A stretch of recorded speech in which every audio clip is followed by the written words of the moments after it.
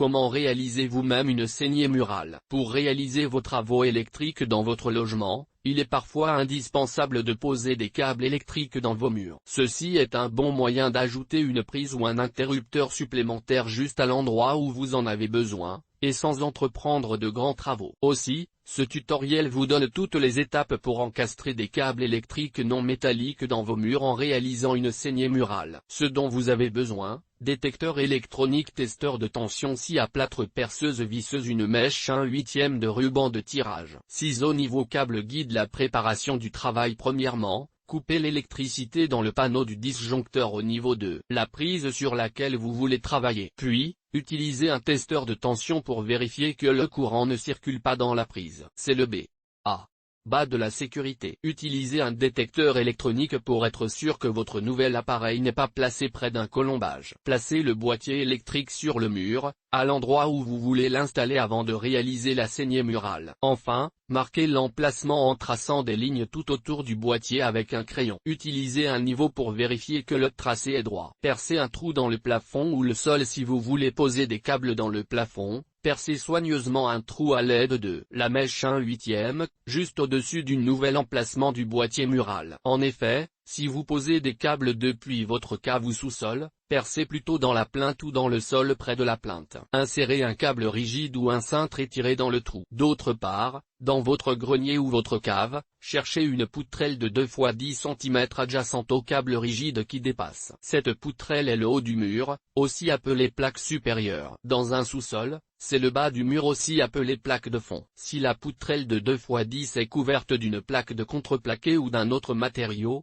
mesurez 5 cm à partir du câble vers la poutrelle et percez un trou. Normalement, le trou se trouve alors pile au milieu de la poutrelle. Pour finir, vérifiez avec une lampe de poche qu'il n'y ait pas de câble électrique ou de tuyau dans les murs où vous allez travailler. Faites les découpes pour votre boîtier électrique. Percez un trou d'environ 1 cm dans un coin du tracé de votre boîtier électrique. En partant du trou, utilisez votre scie à plâtre pour découper suivant le tracé. Ainsi, si les bords de l'ouverture sont un peu grossiers, ce n'est pas grave. Vous pouvez dissimuler l'ouverture avec une plaque murale. EGT.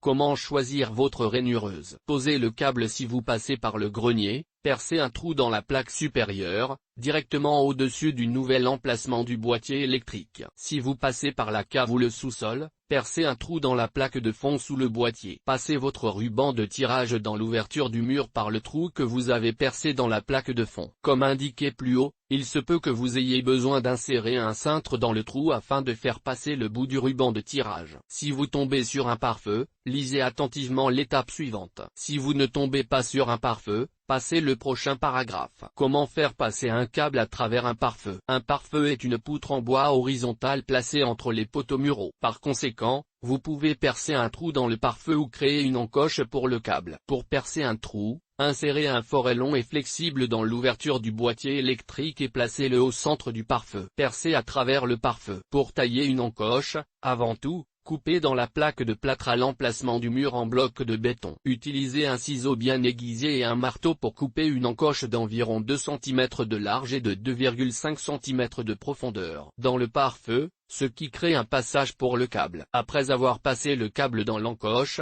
couvrez celle-ci avec une plaque métallique en treillis pour protéger le câble. Comblez le trou fait dans la plaque de plâtre. Posez un câble dans le mur. Depuis le grenier, la cave ou le sous-sol, utilisez du ruban isolant pour attacher l'une des extrémités du câble au crochet du ruban de tirage. Dans l'ouverture du mur, retirez le ruban de tirage soigneusement et de manière continue tout en tirant le câble dans la dite ouverture. Évitez les frictions qui peuvent déchirer le revêtement du câble et évitez également que cela fasse des coudes, car le câble pourrait s'abîmer. En conclusion, réaliser une saignée murale ou encastrer des fils dans une paroi ou un plafond n'est pas bien compliqué. Encore faut-il planifier ces travaux pour éviter les déconvenues. EGT. Besoin d'outils pour vos travaux? EGT. Ou acheter une rainureuse?